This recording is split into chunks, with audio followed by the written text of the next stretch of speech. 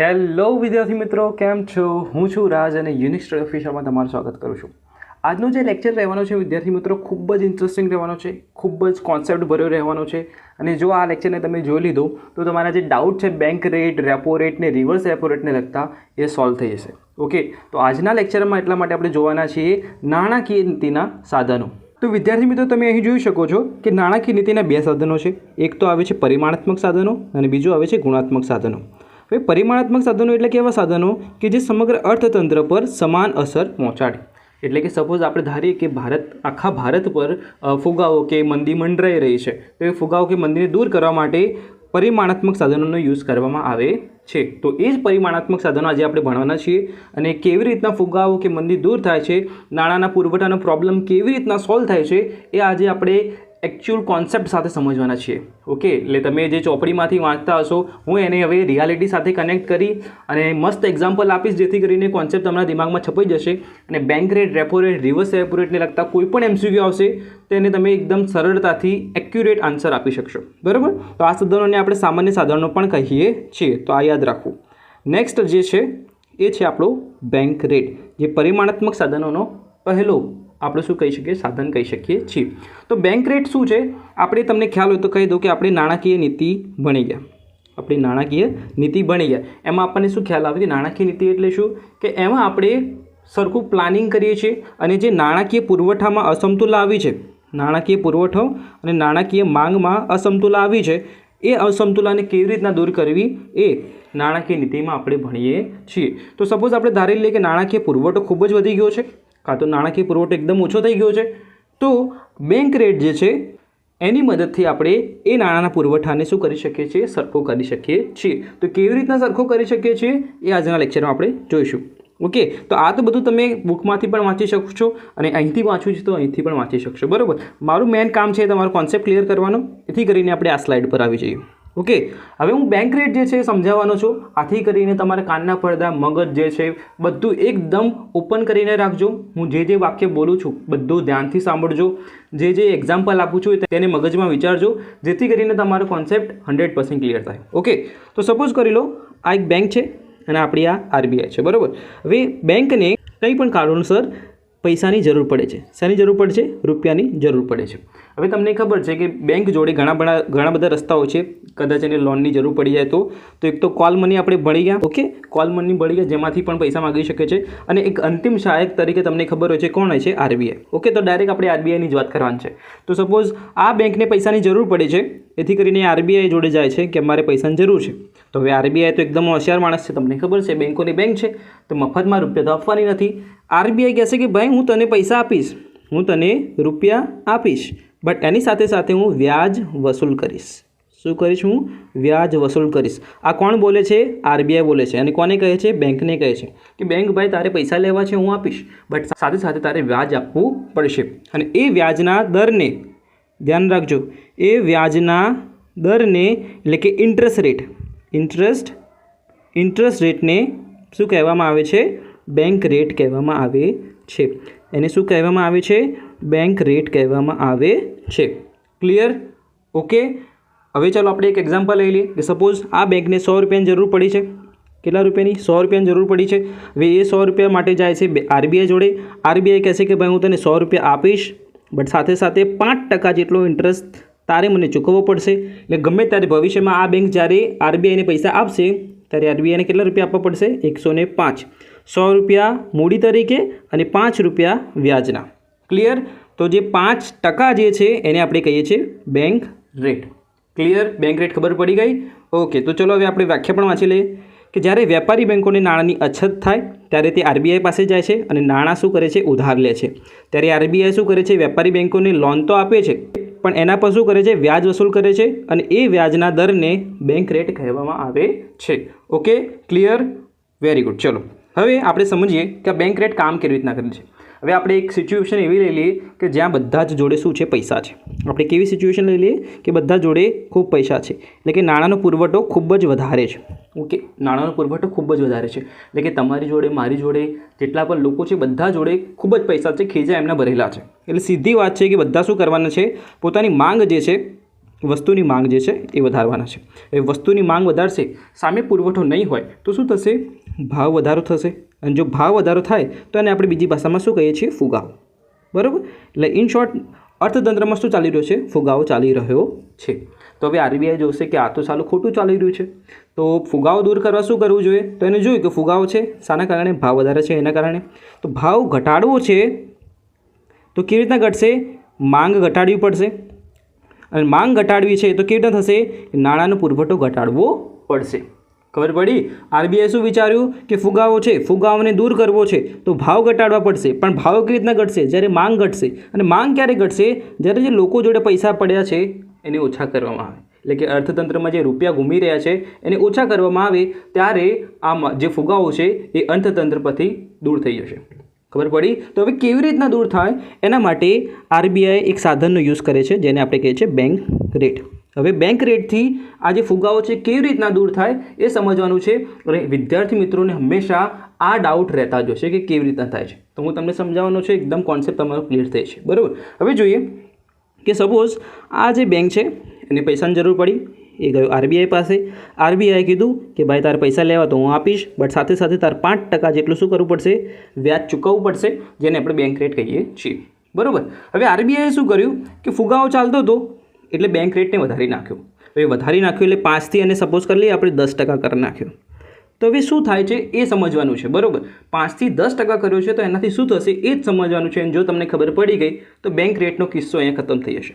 હવે જો શું થશે કે આ બેંક જે છે એને પૈસાની જરૂર પડી હતી તો પહેલાં તો ગયો તો ત્યારે એને કેટલા કીધા હતા? 5%. બરાબર. એટલે એને ભવિષ્યમાં કેટલા રૂપિયા આપવાના થતા હતા? 100 + 5 = 105 રૂપિયા આપવાના થતા હતા.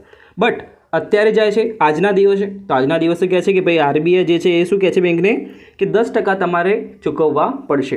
તો હવે બેંક વિચારશે કે આજના દિવસે હું જાઉં તો મારે 100 રૂપિયા તો આપવાના જ, બટ 10 રૂપિયા વ્યાજના આપવા પડશે. એમ કરીને 110 રૂપિયા મારે આરબીઆઈને ચૂકવવા પડશે. તો આવું કોણ વિચારે છે? બેંક વિચારે છે. એવામાં ઓછામાં પૂરું શું થાય છે કે તમે જાઓ છો તમારી બેંક જોડે, કે આ સપોઝ કરો તમારી જ બેંક છે, તમે તમારી બેંકમાં ગયા અને તમે કહો છો કે ભાઈ મારે લોન જોઈએ છે. શું કહો છો તમે? મારે લોન જોઈએ છે. હવે બેંક જોડે તો પૈસા હતા નહીં. ઓકે, બેંક જોડે પૈસા હતા નહીં. બેંકે વિચાર્યું કે હું આરબીઆઈ પાસે કદાચ જાઉં તો આરબીઆઈ તો મારી યાર 10% લેવાની છે. ઓકે, તો મારે 110 રૂપિયા આપવાના છે, તો મને જ મોંઘું પડે છે. તો આ જે ભાઈ વ્યક્તિ જે આવ્યો છે, મારો જે ગ્રાહક આવ્યો છે, એને હું કેવી રીતના લોન આપું? ઓકે, તો એ લોન માટે શું કહે છે બેંક? શું કહે છે તમને કે તમે લોન લઈ જાઓ પણ 12% વ્યાજ તમારે ચૂકવવું પડશે. વાતમાં ખબર પડી કે 12% તમારે વ્યાજ ચૂકવવું પડશે. હવે તમે પડ્યા પાછા વિચારમાં કે હું સપોઝ 100 રૂપિયાની લોન લઉં, એની સામે મારે 12 રૂપિયા એક્સ્ટ્રા બેંકને આપવાના થશે. એમ કરીને 112, અને મારે જોઈએ છે 1 લાખની લોન. તો 1 લાખના 12% એટલે 12,000 રૂપિયા મારે એક્સ્ટ્રા આપવા પડશે. તો જે 12,000 રૂપિયા એક્સ્ટ્રા આપવાનું થશે એ તો બહુ વધારે કહેવાય. એના કરતાં જે લોન છે એ લેવાનું કેન્સલ કરો. અને તમે જેવું વિચાર્યું એવું બધા જ વિચારશે. કેમ? કારણ કે બધાને ખબર છે કે યુનિક સ્ટડી ઓફિશિયલ પરથી અમે શીખીને આવ્યા છીએ કે આવો વધારે પડતો વ્યાજનો દર હોય તો લેવાય નહીં. બધા હોશિયાર થઈ ગયા છે, આથી કરીને લોન લેશે નહીં. હવે લોન નહીં લે તો શું થશે? એમના ખીજામાં પૈસા નહીં આવે. ખીજામાં પૈસા નહીં આવે તો ખર્ચા નહીં કરે. ખર્ચા નહીં કરે તો માંગ ઓછી થશે. અને માંગ ઓછી થશે તો જે અર્થતંત્રમાં ફુગાવો ચાલી રહ્યો છે એ ઓટોમેટિકલી દૂર થઈ જશે. તો ખબર પડી આરબીઆઈ કેટલું મગજવાળું છે. એને ફટાફટ શું કરી દીધું? 5%ના 10% કરી નાખે. અને એના કારણે જે ફુગાવો હતો એ દૂર થઈ ગયો. ઓકે, જો ના ખબર પડી હોય તો પાછું રિવાઇન્ડ કરો અને ફરીથી જુઓ, તમને 100% ખબર પડી જશે. ઓકે, તો હજુ આપણે એક બીજું એક્ઝામ્પલ લઈ લઈએ, જેમાં આપણે શું વિચારી લઈએ કે લોકો જોડે પૈસા જ નથી. પૈસા જ નથી એટલે કે નાણાંનો પુરવઠો કેવો છે? ઓછો છે. હવે નાણાંનો પુરવઠો ઓછો છે એટલે માંગ કેવી છે? એકદમ ઓછી છે. હવે અહીં જે નાણાંનો પુરવઠો ઓછો છે કેવો છે? બહુ જ ઓછો છે. બહુ જ ઓછો છે એટલે કે જે હોવો જોઈએ એના કરતાં પણ ઓછો છે, જેથી કરીને માંગ એકદમ ઘટી જશે. માંગ એકદમ ઘટી જશે તો જે કંપનીએ વસ્તુઓ બનાવેલી છે એ તો એમની એમ પડી રહેશે, કોઈ એને ખરીદશે જ નહીં. જેથી કરીને કંપનીઓ બંધ થવા લાગશે, લોકો બેરોજગાર થવા લાગશે અને પરિણામે શું આવશે? મંદી આવશે. તો હવે આરબીઆઈ જોઈ રહી છે આ બધું, એને ખબર પડી કે ભાઈ મંદી તો બહુ ખતરનાક ચાલી રહી છે, તો હવે મંદીને દૂર કરવી પડશે. તો આરબીઆઈ શું કરશે? આ મંદીને દૂર કરવા માટેનું કારણ જોશે. તો કે મંદી કેમ ઓછી છે? કારણ કે માંગ ઓછી છે. તો પહેલાં તો ભાઈ માંગ વધારવી પડશે. આવું કોણ વિચારે છે? આરબીઆઈ, કે માંગ વધારવી પડશે. બટ માંગ વધારવા માટે શું કરવું પડશે? લોકો જોડે પૈસા આવવા જોઈએ, કે નાણાંનો પુરવઠો વધારવો પડશે. તો નાણાંનો પુરવઠો કેવી રીતના વધારશું એના માટે આરબીઆઈ શેનો યુઝ કરે છે? Bank rate. શેનો યુઝ કરે છે? બેંક રેટનો, બરાબર. હવે ફરીથી કહાની હું ચાલુ કરું છું, ધ્યાનથી વિચારજો. આ બેંક જે છે એને પૈસાની જરૂર છે, એ આરબીઆઈ જોડે જાય છે. આરબીઆઈ કહેશે કે ભાઈ હું તને પૈસા આપીશ, બટ કેટલા ટકે? 5%. આ પહેલાંની વાત હતી, બરાબર. બટ હવે આજના દિવસમાં શું થાય છે? આજના દિવસે પણ આ બેંક જોડે પૈસા નથી અને એ આરબીઆઈ જોડે જશે. બટ આરબીઆઈ શું કહે છે આ વખતે કે ભાઈ 5% નહીં, આ વખતે તારે માત્ર ને માત્ર 3% જ જે વ્યાજ છે આપવું પડશે. તો બેંક વિચારશે કે પહેલાં ભાઈ મારે 105 રૂપિયા આપવા પડતા હતા, હવે તો 100 + 3% એટલે કે 3 રૂપિયા, એમ કરીને 103 રૂપિયા જ આરબીઆઈને આપવાના થશે. એટલે ઇન શોર્ટ શું થયું કે આ બેંકને આરબીઆઈ પાસેથી લોન લેવી સસ્તી પડશે. અને ઓછામાં પૂરું શું થાય છે કે તમે પણ જાઓ છો શું કરવા? લોન લેવા માટે. તમે લોન લેવા ગયા, બેંકે જોયું કે એની જોડે પૈસા નથી, એને આરબીઆઈનો વિચાર આવ્યો અને પછી એને ખબર પડી કે 3% જ ચાલે છે, એટલે કે અત્યારે તો એને લોન જે છે આરબીઆઈ પાસેથી એકદમ સસ્તું પડશે. હવે આને જ આ જે બેંક છે એને પોતાને જ લોન સસ્તું પડે છે, તો એ તમને પણ જે લોન છે એ સસ્તા દરે આપશે. સપોઝ કરી લો કે તમને 4% આપે છે લોન, તો તમે વિચારશો કે યસ 4% તો ઓકે કહેવાય, કારણ કે 100 મારે 4 રૂપિયા જ એક્સ્ટ્રા આપવાના થશે, બરાબર. તો તમે અહીંયા લોન લઈ લેશો. હવે તમારા જેવા ઘણા બધા લોકો હશે જે લોન લેશે, અને લોન લેશો તો એમના ખીચામાં પૈસા આવશે. ખીચામાં પૈસા આવશે તો શું કરશે? ખર્ચાઓ કરશે. ખર્ચાઓ કરશે તો માંગ વધારશે. માંગ વધારશે તો જે મંદી છે એ દૂર થઈ જશે. કેમ? કારણ કે ખર્ચા વધશે તો જે કંપનીઓનો જે માલ પડી રહ્યો હતો એ વેચાવા લાગશે, કંપનીઓ ફટાફટ કામ કરવા લાગશે અને ઇકોનોમી જે છે, અર્થતંત્ર જે છે એ મંદીમાંથી દૂર થઈ જશે. તો આ રીતે જુઓ કે બેંક રેટના મદદથી આરબીઆઈએ કેવી રીતે ફુગાવો અને મંદીને દૂર કર્યા. Okay, clear? તો યસ, આ જ વસ્તુ હતી જે શીખવાની હતી, અને વિદ્યાર્થીઓને આ જ નથી આવડતું, એકદમ ઇઝી હોય છે, તમે જોઈ લીધું એટલે હવે તમને પણ કદાચ ક્લિયર થઈ ગયું હશે.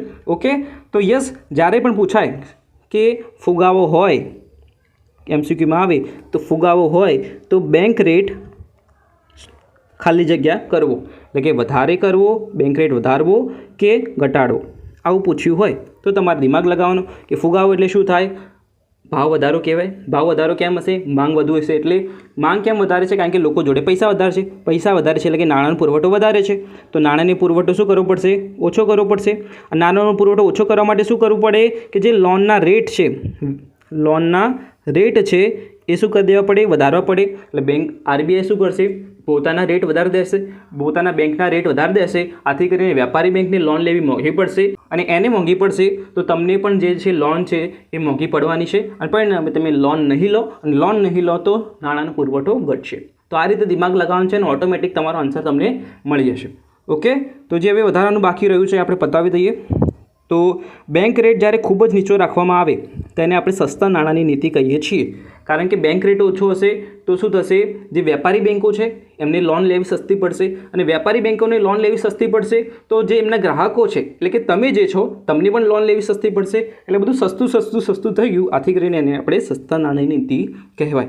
જ્યારે બેંક રેટ ખૂબ જ ઊંચો હોય તેને આપણે મોંઘા નાણાંની નીતિ કહીએ છીએ. ઓકે, અને એક વસ્તુ ખાસ યાદ રાખવાનું છે કે બેંક રેટ જે છે એ હોય છે લાંબા ગાળા માટે. ઓકે, આ વસ્તુ જે છે એ મેન છે, બાકી કંઈ જ નથી. ઓકે, બાકી તો તમને કોન્સેપ્ટ તો આવડી જ ગયો. એટલે આ વસ્તુ તમારે ખાલી યાદ રાખવી પડશે કે બેંક રેટ જે છે લાંબા ગાળા માટે હોય છે, અને રેપો રેટ અને રિવર્સ રેપો રેટ જે છે એ ટૂંકા ગાળા માટે હોય છે. ઓકે, અને હવે તમારા માટે એક ગુડ ન્યૂઝ હું લઈને આવ્યો છું. ગુડ ન્યૂઝ શું છે કે જે તમારો બેંક રેટ જે છે, જે તમારો બેંક રેટ છે, અને બીજું કયું આવે છે એક પ્રકારનો તમારો રેપો રેટ, એક આવે છે રેપો રેટ. ઓકે, હવે બેંક રેટ ને રેપો રેટ બંને કેવા છે? સરખા છે. બંને સરખા છે. તો તમને થશે કે સર જે ચોપડીમાં છે અમને તો અલગ અલગ આપેલા છે બંને ફકરા, તો તમે સેમ કેમ કહો છો? હવે સેમ જ છે. ફરક શું છે કે બેંક રેટ જે છે એ લાંબા ગાળા માટે હોય છે, જ્યારે રેપો રેટ જે છે એ ટૂંકા ગાળા માટે હોય છે. બાકી જે પણ છે આપણે ભણ્યા બધું જ સેમ ટુ સેમ. ઓકે, એટલે હવે મેં જે એક્ઝામ્પલ આપ્યું હતું તમને આ બેંકનું અને આરબીઆઈનું, એ આખું રિવાઇન્ડ કરો, અને જ્યાં જ્યાં હું બેંક રેટ બોલ્યો તો ત્યાં કયો શબ્દ મૂકી દેવાનો તમારે? ખાલી રેપો રેટ. ઓકે, એટલે ફુગાવા માટે જો ફુગાવો હોય તો રેપો રેટમાં પણ શું કરવામાં આવશે? વધારો કરવામાં આવશે. Okay, clear? એટલે જે બેંક રેટના નિયમો છે એ જ બધું રેપો રેટ છે. ફરક એટલો જ છે કે જે રેપો રેટ છે ટૂંકા ગાળા માટે હોય છે, બેંક રેટ હોય છે લાંબા ગાળા માટે હોય છે. ઓકે, અને બંને કામ સરખા કરે છે. ક્લિયર? ઓકે, હવે ટૂંકા ગાળા અને લાંબા ગાળા એટલે શું? એટલે કે જે વેપારી બેંકો છે એમને પણ લોનની શું હોય? એક પ્રકારનું ખ્યાલ હોય કે અમે ક્યારે લોન પાછી આપી શકીશું, બરાબર. હવે એમને થતું હોય કે બહુ મોટી અમાઉન્ટ છે તો અમે લાંબા ગાળે લોન આપી શકીશું, ત્યારે શું આવે છે કામમાં? બેંક રેટ કામમાં આવે છે, બરાબર. અને જ્યારે જે બેન્કો છે એ 1 દિવસ માટે, અઠવાડિયા માટે કે 15 દિવસ માટે એમને નાણાંની જરૂર પડે ત્યારે આરબીઆઈ પાસેથી લોન લે તો આરબીઆઈ પણ કહેશે કે ભાઈ તમને હું લોન આપી દઈશ બટ અમુક ટકે, અને જે ટકા બોલશે એને કહેવામાં આવશે રેપો રેટ. ક્લિયર? એટલે ઇન શોર્ટ આ જે દિવસો છે, ટૂંકો ગાળો છે, એ જ મેન છે રેપો રેટમાં. બાકી બધું જ બેંક રેટ અને રેપો રેટમાં સેમ હોય છે. ક્લિયર? Okay, very good. ચલો નેક્સ્ટ જે છે એ છે રિવર્સ રેપો રેટ. શું છે? Reverse repo rate. હવે અહીંયા ખાસ ધ્યાન આપજો, બરાબર? તો અહીં શું છે? Reverse repo rate. શું છે? Reverse repo rate. હવે રિવર્સ એટલે શું? ઊંધું. જે આખી સિસ્ટમ ચાલતી હતી આને આખી ઊંધી કરી નાખીશું તો એને કહેવામાં આવે છે રિવર્સ. તો રિવર્સ કેવી રીતે થતી હતી? તો પહેલાં આપણે સીધું સમજી લઈએ. સીધામાં શું હતું કે બેંક જે હતી આરબીઆઈ પાસે લોન લેતી હતી અને આરબીઆઈ જે છે લોન આપતી હતી અને શું કરતી હતી? વ્યાજ વસૂલ કરતી હતી. ક્લિયર? આ સીધી સિસ્ટમ હતી. પણ હવે આપણે શું કરવાનું છે? રિવર્સ કરવાનું છે. એટલે હવે પૈસાની જરૂર કોને પડશે? આરબીઆઈને. પૈસાની જરૂર કોને પડશે? આરબીઆઈને. આરબીઆઈ બેંક જોડે પૈસા લેવા જશે અને બેંક જે છે પૈસા આરબીઆઈને આપશે. ક્લિયર? આને જરૂર પડશે અને આપશે કોણ? આ બેંક. આપશે કોણ? આ બેંક આપશે. હવે તમને એક પ્રશ્ન થશે કે સર આરબીઆઈ તો બેંકોની બેંક છે, એને પૈસાની કેમ જરૂર પડે? તો એવું હોતું નથી. એટલે કે બેંક જે આરબીઆઈ છે એને કદી પૈસાની જરૂર પડતી નથી, પણ એ રિવર્સ રેપો રેટનો ઉપયોગ કેમ કરે છે? જેથી કરીને નાણાંનો પુરવઠો જે છે એને શું કરી શકાય? સરખો કરી શકાય. એટલે કે નાણાંની માંગ અને નાણાંના પુરવઠાને ઇક્વલ કરી શકાય. એના માટે રિવર્સ રેપો રેટનો ઉપયોગ કરે છે. હવે જો શું થયું કે આને પૈસાની જરૂર છે તો આ જે બેંક છે એ આરબીઆઈને પૈસા આપશે. બટ હવે બેંક શું છે? બેંક પણ બેંક છે, એનું પણ દિમાગ છે. એ વિચારશે કે બેંક રેટમાં જે આરબીઆઈ હતી એને શું કર્યું? આરબીઆઈએ અમારી જોડેથી પૈસા વસૂલ કર્યા હતા. અમે લોન લેવા ગયા હતા બટ બેંક રેટમાં શું કર્યું એમને? અમે જ્યારે પૈસા લેવા ગયા એમને અમારી પાસેથી વ્યાજ વસૂલ કર્યું હતું. બટ અત્યારે ગરજ કોની છે? આરબીઆઈની છે. આરબીઆઈ પૈસા લેવા આવી છે. તો બેંકો શું કહેશે કે તમે ભાઈ આરબીઆઈ ભાઈ તમારે જે લોન લેવી છે એમાં આપીશું, બટ લોન ઉપર તમારે શું કરવું પડશે? વ્યાજ આપવું પડશે. શું કીધું એમને? લોન ઉપર તમારે શું આપવું પડશે? વ્યાજ આપવું પડશે. હવે આરબીઆઈ છે, આરબીઆઈ તો દિમાગવાળી અને પાછી બેંકોની બેંક, સૌથી સર્વોચ્ચ ટોચ ઉપર. એને આવી ગયો ગુસ્સો. એને થયું કે ભાઈ તું નાની ચકડી બેંક છે, તારી જોડે હું આવ્યો છું પૈસા લેવાનું, તું મારી જોડે દાદાગીરી કરે છે અને પૈસા લેવા છે, તારે વ્યાજ વસૂલ કરવું છે મારી જોડેથી. તો આરબીઆઈ કહેશે કે ભાઈ આ માને બી નથી, તો ચલો આને ખુશ રાખીએ અને શું કરશું? આપણે એક શરત મૂકી દઈશું કે તારે ભાઈ વ્યાજ વસૂલ કરવું છે મારી જોડેથી તો વ્યાજ વસૂલ કર. આવું કોને કીધું? આરબીઆઈ કીધું. કોને કીધું? બેંકને કીધું કે તારે ભાઈ વ્યાજ લેવું છે તો વાંધો નહીં, બટ વ્યાજનો જે દર છે એટલે કે ઇન્ટરેસ્ટ રેટ છે એ કોણ ડિસાઇડ કરશે? હું જ ડિસાઇડ કરીશ. ખબર પડી વાતમાં? અહીંયા શું કીધું કે વ્યાજનો દર છે કોણ ડિસાઇડ કરશે? આરબીઆઈ ડિસાઇડ કરશે. તારે એ કંઈ કરવાનું છે નહીં. એ બધું મારું ડિસિઝન કે વ્યાજનો દર કેટલો રાખવો, ઘટાડવો હોય તો હું ઘટાડીશ અને વધારવો હોય તો હું વધારીશ. તો આ બેંકો તો સારી કે યાર આવું તો હોતું હશે. બેંક રેટમાં તમે વ્યાજનો દર નક્કી કરો અને આ રિવર્સ રેપો રેટમાં તમે વ્યાજનો દર નક્કી કરો. તો બેંક પછી આરબીઆઈ કહે ભાઈ અમે આરબીઆઈ છીએ, નાની મોટી કંઈ અમે બેંક નથી તમારી જેવી, અમે દેશની સર્વોચ્ચ બેંક છીએ. ઓકે, તો પછી હવે આ જે વેપારી બેંક છે એને માનવું પડે છે. ક્લિયર? તો અહીંયા જે વ્યાજનો દર છે એને આપણે કહીએ છીએ reverse repo rate. Reverse repo rate. Clear? Okay, તો આ વ્યાજનો દર છે એ કોણ ચૂકવશે? આરબીઆઈ ચૂકવશે. કોને ચૂકવશે? આ જે વેપારી બેંક છે એને. ક્લિયર? ઓકે, ચલો, very good. Now we are going to discuss about ફુગાવો એન્ડ મંદી. ફુગાવો અને મંદીમાં શું થાય છે, રિવર્સ રેપો રેટમાં શું ચેન્જીસ કરવામાં આવે છે એ શીખીશું. હવે સપોઝ કરો બધા જોડે ખૂબ જ પૈસા છે, નાણાંનો પુરવઠો ખૂબ જ વધારે છે. તમને ખબર છે નાણાંનો પુરવઠો ખૂબ વધારે હોય તો શું કરશે લોકો? માંગ વધારશે. માંગ વધારશે અને સામે પુરવઠો નહીં હોય વસ્તુનો તો શું થશે? ફુગાવો થશે, એટલે કે ભાવ વધારો થશે. આરબીઆઈ જોઈ રહી છે, એને કીધું કે ફુગાવાને ઘટાડવો પડશે. ફુગાવાને ઘટાડવા માટે માંગને ઘટાડવી પડશે અને માંગને ઘટાડવા માટે નાણાંનો પુરવઠો ઘટાડવો પડશે. બટ કેવી રીતના ઘટાડવો નાણાંનો પુરવઠો? તો એના માટે યુઝ કરે છે આ વખતે રિવર્સ રેપો રેટ. શું યુઝ કરે છે? Reverse repo rate. હવે રિવર્સ રેપો રેટ કામ કેવી રીતના કરે છે એ સોચવાનું છે, સમજવાનું છે કે જેથી કરીને તમારા જે ડાઉટ છે ક્લિયર થઈ જાય. ઓકે, કે સપોઝ કરીએ કે આરબીઆઈ જે છે એ આ બેંક જોડે પૈસા લેવા જાય છે. ઓકે, અને બેંક જે છે આરબીઆઈને પૈસા આપે છે અને બેંક શું કરશે? હવે વ્યાજ લેશે. બટ એ વ્યાજનો દર કોને ડિસાઇડ કરીને રાખેલ છે? આરબીઆઈએ. ઓકે, બટ હવે આરબીઆઈ જોયું તો શું કે અર્થતંત્રમાં ફુગાવો છે, આથી કરીને આરબીઆઈ શું કરશે? જે રિવર્સ રેપો રેટ છે એને વધારી નાખશે. ક્લિયર? તો હવે શું થાય છે જુઓ કે સપોઝ આરબીઆઈ 100 રૂપિયા લેવા જતી હતી, બરાબર, 100 રૂપિયા લેવા જતી હતી. હવે 100 રૂપિયા હતા અને સપોઝ લઈ લે કે પહેલાં કેટલા ટકા ચાલતા હતા કે રિવર્સ રેપો રેટ પહેલાં કેટલો ચાલતો હતો 5%. ઓકે, એટલે જ્યારે પણ ગમે ત્યારે ભવિષ્યમાં આરબીઆઈ હવે પૈસા ચૂકવવાના થશે બેંકને ત્યારે 100 + 5 એમ કરીને 105 રૂપિયા ચૂકવવાના થાય છે. બટ હવે ફુગાવો ચાલતો એટલે આરબીઆઈ શું કર્યું, જે રિવર્સ રેપો રેટ છે એને વધારી નાખ્યો. એટલે સપોઝ આપણે 5 લઈ લઈએ છીએ 10%. હવે શું થાય છે જોજો, મજા આવશે. હવે શું થશે કે આરબીઆઈ જે છે એને 10% કરી નાખ્યા છે. એટલે આ બેન્કો શું કરશે, વિચારશે કે આરબીઆઈ 10% કર્યા છે તો અમને ફાયદો થશે. કેવી રીતના ફાયદો થશે? સપોઝ આ 100 રૂપિયા લેવા માટે જ આવે છે, બટ ભવિષ્યમાં ગમે ત્યારે હવે આરબીઆઈ પૈસા ચૂકવશે. કોણે? બેંકને, વેપારી બેંકને. કેમ? કારણ કે ગમે ત્યારે જે લોન લીધી છે પાછી તો ચૂકવવાની જ છે. તો આરબીઆઈ ગમે ત્યારે જ્યારે ભવિષ્યમાં પાછા ચૂકવશે તો 100 + 10% વ્યાજના એટલે કે 10 રૂપિયા એમ કરીને 110 રૂપિયા ચૂકવશે. તો પહેલાં જુઓ કેટલા મળતા હતા વેપારી બેંકોનો 105 અને અત્યારે કેટલા મળે છે 110. તો વેપારી બેંકો તો ખુશ થઈ જશે, યસ રિવર્સ રેપો રેટ વધી ગયો છે તો આ તો અમારા જીંગાલાલા થઈ ગયા, બલ્લે થઈ ગયા, ખૂબ મજા પડી ગઈ. કેમ? કારણ કે અહીંયા તો પહેલાં તો 105 રૂપિયાનો થતા હતા અમને, એટલે કે 5 રૂપિયા જ એક્સ્ટ્રા મળતા હતા. અહીંયા તો સીધા 10 રૂપિયા વધારે મળે છે. તો આ તો ફાયદો થઈ ગયો. આથી કરીને જે બેંકો છે એ શું કરશે, જેટલી પણ લોનો છે એ કોને આપશે? આરબીઆઈને આપશે. કેમ આપશે? કારણ કે આરબીઆઈ શું કરે છે, વધારે રિટર્ન આપે છે એમને. શું આપે છે? વધારે રિટર્ન આપે છે. વધારે રિટર્ન હશે એટલે કે આ બેંકોને ખૂબ જ ફાયદો થશે. અને એવામાં શું થાય છે કે તમે જાઓ છો અહીંયા તમારી બેંક જોડે, તમે કહો છો કે બેંક અમારે લોન લેવી છે. બેંક કહેશે કે ભાઈ મેં જેટલી લોન હતી કોને આપી દીધી? આરબીઆઈને આપી દીધી. ઓકે, તો તને તો લોન આપી નહીં શકું અને તારે કદાચ લોન લેવી જ છે તો તું ભાઈ 12% લઈ જા લોન, વાંધો નહીં. એટલે તમે કહેશો યાર તમે 12% કહો છો તો 12% તો કોઈ લોન લેતું હશે તો તમે લોન લેવાનું કેન્સલ કરશો.